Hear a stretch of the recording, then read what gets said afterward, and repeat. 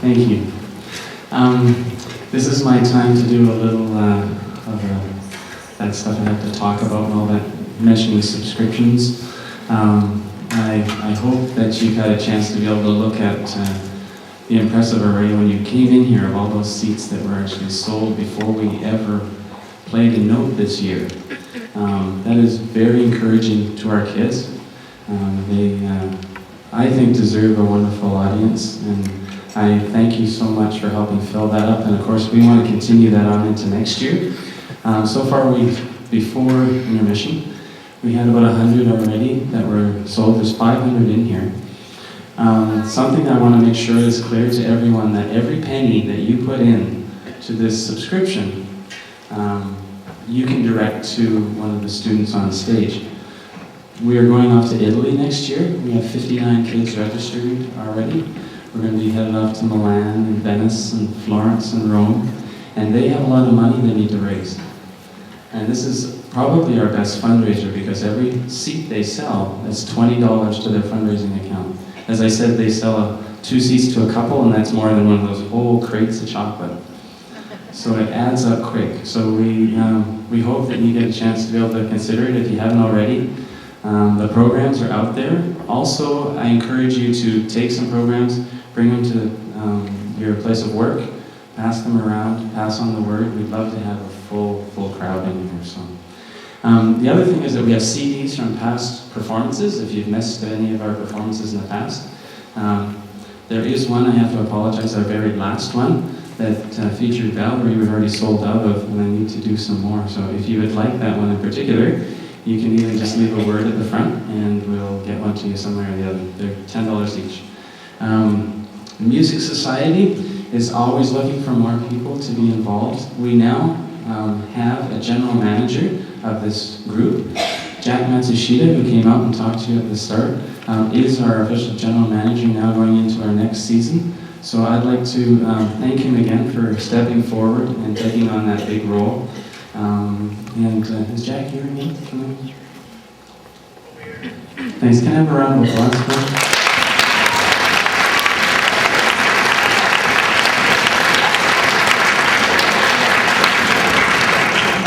Cheryl Law has taken on the subscriptions, which is a big role in itself, checking those emails every day, see who's logged on today, to see who would like to buy a new seat.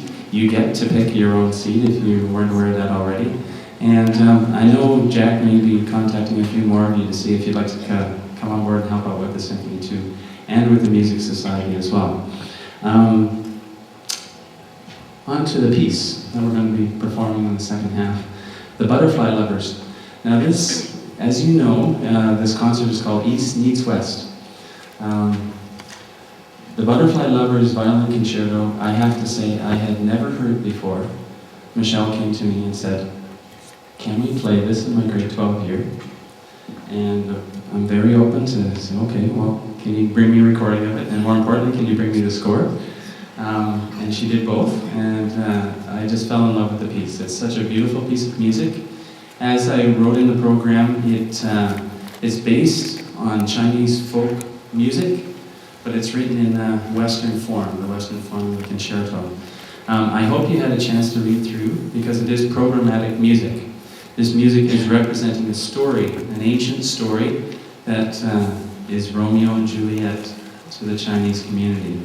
And I'll try this. Liang Shanbo and Zhu Yingtai are the 2 main characters. I see if I get a big laugh. I know I didn't get that close.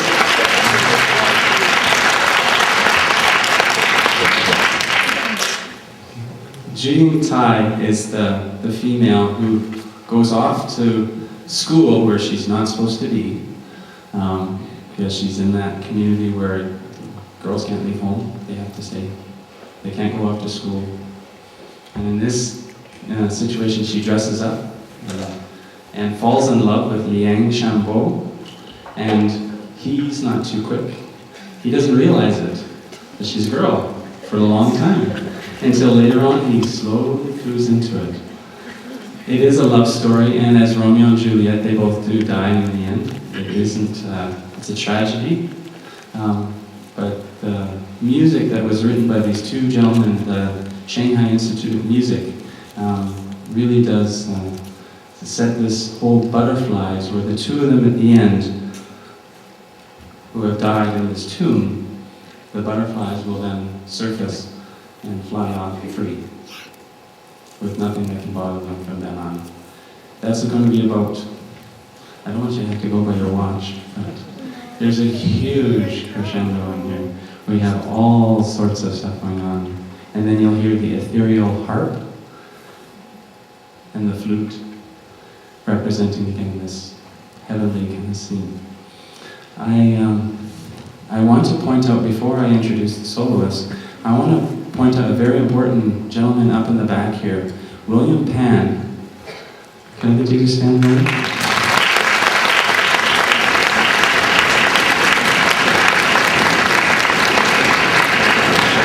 This piece, as you hear it performed, would not be complete without him in it. He plays two instruments called the gu and the ban.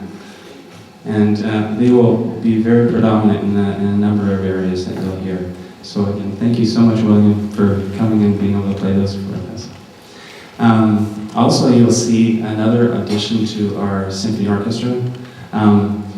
Pia Grobner, who is an international student who's just, this was a godsend, came here this year, who plays the harp.